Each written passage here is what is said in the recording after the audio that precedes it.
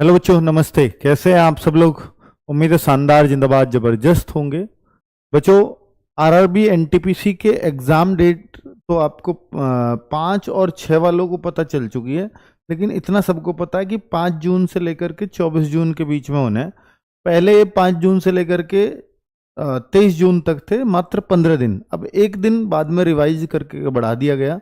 5 जून से अब 24 जून तक आपके एग्जाम होंगे। और जो अंडर ग्रेजुएट लेवल है वो शायद जून के लास्ट वीक में या जून के लास्ट में या हो सकता है जुलाई के शुरुआत में शुरू हो जाए। तो आप अपनी तैयारी रखिएगा, क्योंकि ऐसा नहीं है कि एकदम अब जो ना 20 से 25 दिन पहले भी आपको एग्ज़ाम डेट देते हैं।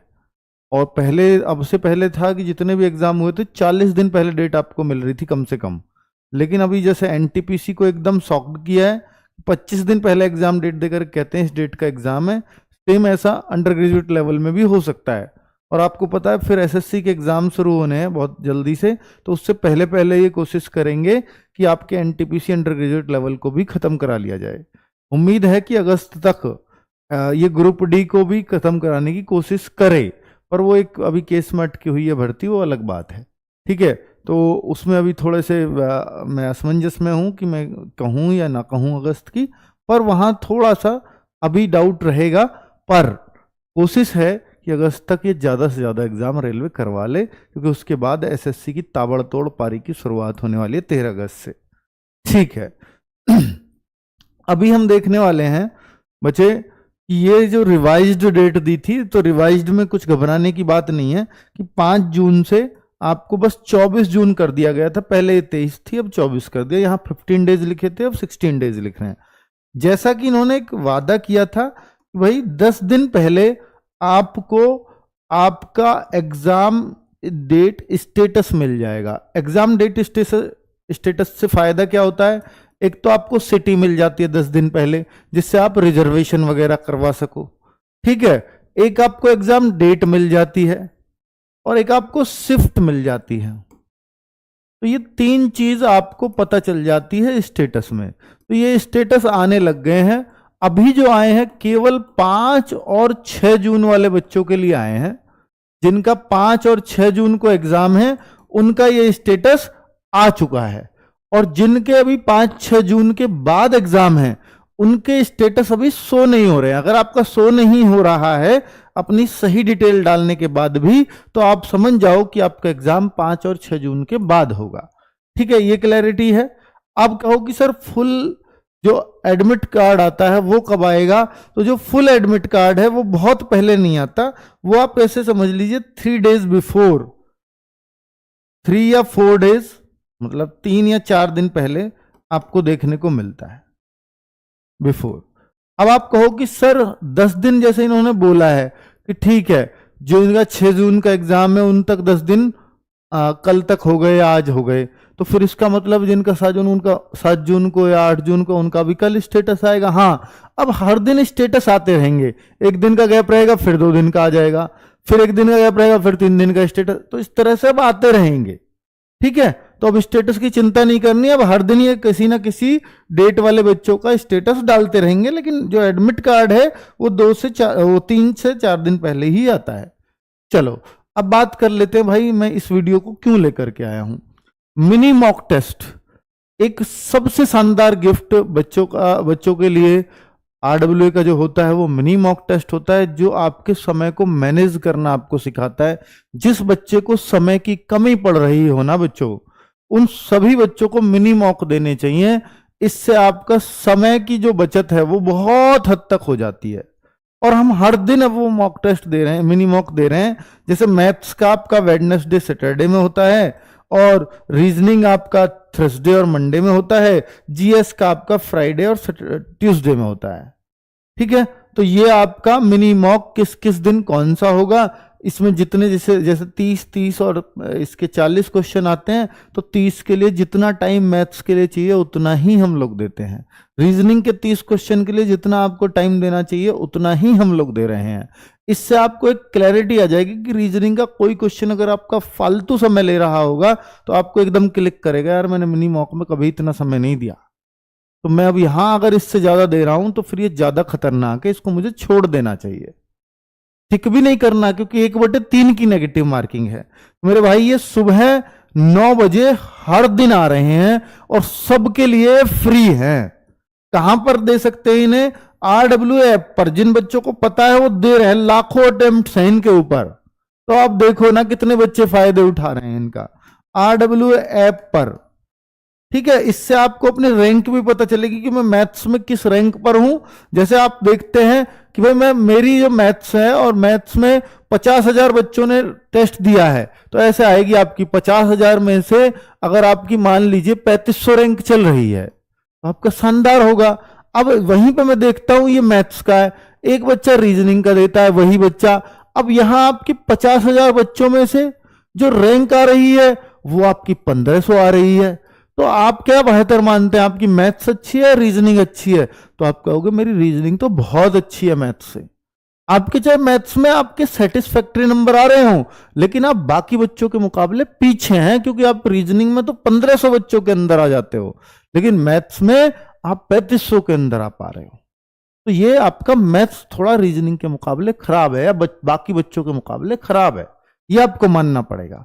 तो ये फायदा होता है इस रैंक वाले सिस्टम से, है ना। तो आपको पता चल जाता है मैं कहां कमजोर चल रहा हूं। अब एक बच्चा आया कि सर 40 क्वेश्चन थे रीजनिंग के, लेकिन मैं तो 25 ही कर पा रहा हूं, तो मैं अच्छा हूं या बेकार हूं? तो फिर वो भी क्या जज करेगा? 50,000 में से मान लीजिए भले ही 25 कर पा रहे हो, लेकिन अगर आपकी रैंक ही 1400 आ गई तो आप तो कहोगे तो मैं तो मैथ्स रीजनिंग से अच्छा जीएस कर रहा हूं, चाहे भले ही मेरे 40 में से 25 ही सही हो रहे हैं, पर मैं रैंक से अंदाजा लगा सकता हूं कि मैं जीएस को भी अच्छे बच्चों की तुलना में, मतलब मैं अच्छे बच्चों के कंपैरिजन में हूं। तो ये आप इस तरह से अंदाजा लगाते हैं अपना। ठीक है, तो मिनी मॉक से रैंक के हिसाब से, कि अगर एक, मैं ये नहीं कहता कि 50-50 में ही मिले गए, पर उससे एक रेशियो का अंदाजा लग जाता है कि हाँ अगर ये 25 में से है तो 700 होनी चाहिए, तो 50 में से अपने आप हिसाब लग जाएगा 1400 ही होती। तो उस हिसाब से थोड़ा सा हम देख सकते हैं इसको। ठीक है, तो अगर मैं देखूं कि मेरे भाई ये मिनी मॉक कैसे अटेम्प्ट करने हैं आपको, क्योंकि ये बहुत इंपॉर्टेंट चीज है, तो रोजगार विद अंकित ऐप है, फ्री वीकली टेस्ट फोल्डर वहां लिखा मिलेगा, वहां पर आपको शुरू में ही दिख जाएगा RRB NTPC मिनी मॉक। तो इस पे आप क्लिक करेंगे तो आपको मैथ्स के अलग, रीजनिंग के अलग, जीएस के अलग, तो जितने मैथ्स के हुए वो इस फोल्डर में मिल जाएंगे, जितने अब तक रीजनिंग के हुए इस फोल्डर में मिलेंगे, जितने जीएस के हुए अब तक इस फोल्डर में मिलेंगे। तो मेरे भाई ये जो ना अलग अलग है, तो अलग अलग सबका टाइम भी है, जिसका जितनी जरूरत है उतना ही टाइम दिया गया है। और मैं एक कहता हूं भाई ये फुल मॉक है। अगर कोई कहे कि सर मुझे तो फुल 100 मार्क्स वाला ही मॉक टेस्ट करना है, तो ये संडे वाले मॉक टेस्ट हर संडे सुबह 6 बजे फ्री आ जाता है। तो मेरे भाई अब आप कहोगे सर एक ही संडे बच रहा है, तो फिर हमें तो ज्यादा करने हैं। अगर आपको ज्यादा करने हैं, टेस्ट से पहले एक संडे बच रहा है, तो मेरी बात सुनो कि इस मॉक टेस्ट के फोल्डर में, free weekly mock test folder में जाना, RRB NTPC मॉक टेस्ट पे जाना, वहां पर जितने भी अब तक संडे में मॉक टेस्ट हुए हैं वो सारे पड़े हुए हैं, रोज एक कर दो, रोज एक कर दो। ठीक है, तो ये आपको फायदा देगा। अब बच्चों एक सबसे इंपॉर्टेंट सूचना आज की, सबसे इंपॉर्टेंट सूचना, इसको सबसे इंपॉर्टेंट क्यों कह रहा हूं? सबसे इंपॉर्टेंट सूचना रेड में लिख रहा हूं, ये एक स्पेशल मॉक की सूचना दे रहा हूं। इसको निरर्थक ना लें, क्योंकि इससे बड़े बड़े बच्चों को बहुत फायदा हुआ है और इस एक चीज से बहुत सारे बच्चों का सिलेक्शन हो जाएगा। इस स्पेशल मॉक के लिए कह रहा हूं मैं कि 5 जून को आपका एग्जाम होगा, फर्स्ट शिफ्ट में होगा, सेकंड में होगा, थर्ड शिफ्ट में होगा। उसी 5 जून को शाम को 8 बजे स्पेशल मॉक लिया जाएगा फॉर NTPC ग्रेजुएट लेवल। इस मॉक टेस्ट को सभी लोग दें। क्यों दें? कि 5 जून को एक पेपर होगा। उस 5 जून क्या वो एग्जैक्ट क्वेश्चन इसमें होंगे? हो सकता है हो सकता है ना हो। ठीक है, पर इस स्पेशल मॉक टेस्ट को आप देना, और 6 जून वाले, क्योंकि देखो डायरेक्टली क्वेश्चन बताया ही नहीं जा सकता क्योंकि ऑनलाइन पेपर हो रहा है, और अगर हो भी तो हम बच्चों से पूछकर ये नहीं बता सकते अब, क्योंकि रेलवे ने प्रतिबंध लगाया हुआ है कि आपको जो है मतलब आपके पेपर में ये क्वेश्चन आया, वो बता ही नहीं सकते। लेकिन ये जो 8 बजे मॉक टेस्ट है ये उसी पेपर की तर्ज पे बना होगा। यानी आपको, मैं तो 5 जून वाले बच्चों को भी कह रहा हूं कि कई बार हम ऑनलाइन टेस्ट दे करके आ जाते हैं और हमें यह नहीं पता होता कि हमारा ये कितना अटेम्प्ट हुआ है, तो हम उसी तर्ज पे एक पेपर यहां भी बना रहे होंगे, वो भी आकर के इसको 5 जून वाले बच्चे भी कर ले तो आपको पता लग जाएगा हाँ पेपर तो ऐसा ही था, तो इसमें जितने मेरे आएंगे इतने वहां भी आएंगे।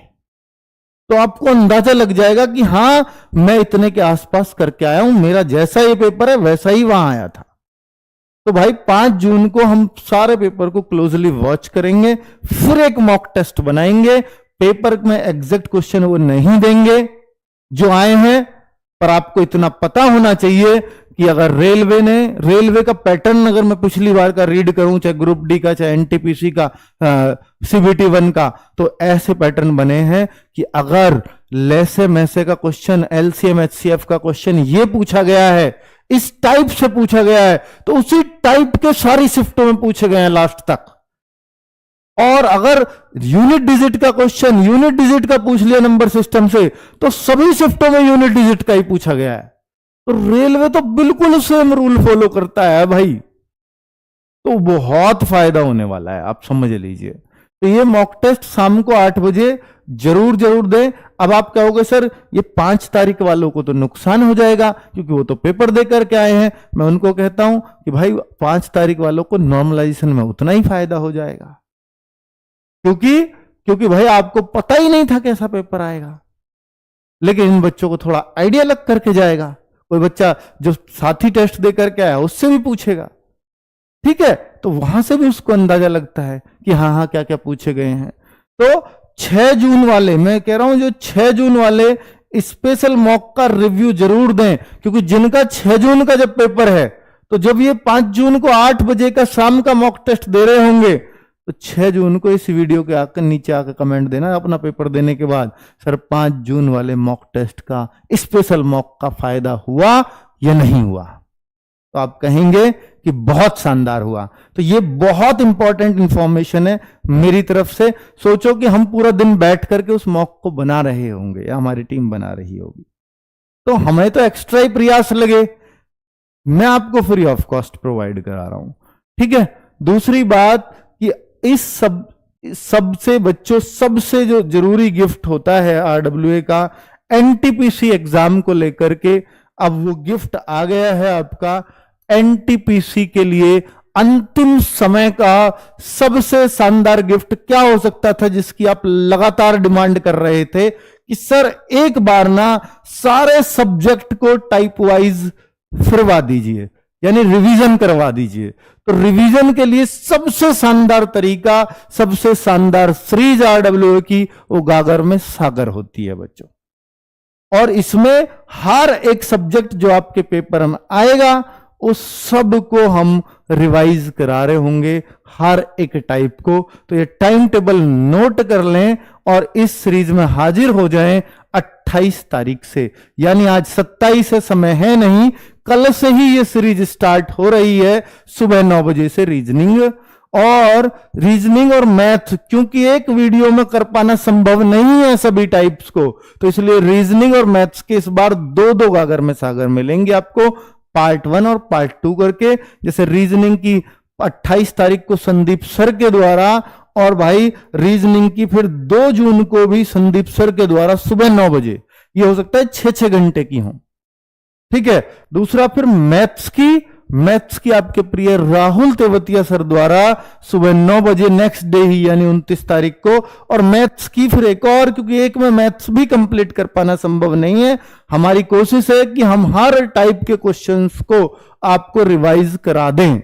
तो ये सुबह 9 बजे 31 तारीख, यानी 29 और 31 को मैथ्स की मैराथन होंगी 2 गागर में सागर 6-6 घंटे की। हमने 12 इसलिए नहीं किया क्योंकि भाई इस समय 12 घंटे कर पाना लगातार एक टीचर से तो आपके लिए भी थोड़ा मुश्किल हो जाएगा, क्योंकि देखो कई बार ऐसा होता है कि सर हमें तो अभी भी हो सकता है 4-5 घंटे की तो ये भी होगी, अब भी हमें 10-11 घंटे पढ़ना पड़ेगा। पर आप देखो जब भी टीचर बदलता है ना तो बोरियत थोड़ी सी कम हो जाती है बच्चे, तो बच्चे की क्षमताएं बढ़ जाती है पढ़ने की। तो इसलिए हमने इसको 2-2 पार्टों में किया है। ठीक है, तो हिस्ट्री यानी जिस दिन रीजनिंग खत्म होगी तो ये हो सकता है 2 या 3 बजे तक खत्म हो जाए, फिर हिस्ट्री 4 बजे आपकी स्टार्ट हो जाएगी जो पारुल मैम करा रही होंगी। और एनटीपीसी के हिसाब से कैसे कैसे हिस्ट्री के क्वेश्चन सबसे ज्यादा बेनिफिशियल होंगे आप अंतिम समय में, उन्हीं टॉपिक्स को इसमें छुआ जाएगा। ठीक है, और पॉलिटी मैथ्स के बाद 29 तारीख को शाम को 4 बजे अजीत सर के द्वारा हो रही होगी। और चूंकि साइंस एक बड़ा पोर्शन है, फिजिक्स केमिस्ट्री और बायोलॉजी अपने आप में बड़ी चीज है, तो इसको 3 टीचर्स अलग अलग हैं ही, तो ये सुबह 9 बजे से शुरू होकर के ये 10-12 घंटे की क्लास हो सकती है, क्योंकि तीनों सब्जेक्ट को 4-4 घंटे लेंगे ही कम से कम। कोई 3 घंटे में केमिस्ट्री हो जाएगी मान लीजिए, पर 4 घंटे बायो के लिए, 4 घंटे फिजिक्स के लिए चाहिए ही चाहिए। फिजिक्स हो सकता है 3.5 में भी हो जाए, तो इसलिए कह रहा हूं 10-11 घंटे की क्लास ये जाएगी साइंस की। ये तीनों टीचर्स इसको कवर करा रहे होंगे, तो इस दिन केवल साइंस है। और भाई ज्योग्राफी आरओसी मैम के द्वारा 31 तारीख को शाम को 4 बजे, स्टैटिक जीके सोनवीर सर के द्वारा सुबह 9 बजे 1 तारीख को हो रही होगी, दिन रविवार है। रीजनिंग मैं आपको बता ही चुका हूं संदीप सर की। इकोनॉमिक्स शाम को 4 बजे हो रही होगी, और कंप्यूटर शिवम सर के द्वारा सुबह 9 बजे 3 तारीख को हो रहा होगा। ठीक है, और करंट अफेयर्स आदर्श सर के द्वारा 4 जून को सुबह 9 बजे हो रहा होगा। तो ये पूरा टाइम टेबल मैंने आपके सामने रख दिया है, तो इस गागर में सागर के टाइम टेबल का स्क्रीनशॉट ले लीजिएगा। जिस क्लास की आपको जितनी जरूरत है आप अपनी सहूलियत के हिसाब से ले सकते हैं। थैंक यू वेरी मच, नमस्ते।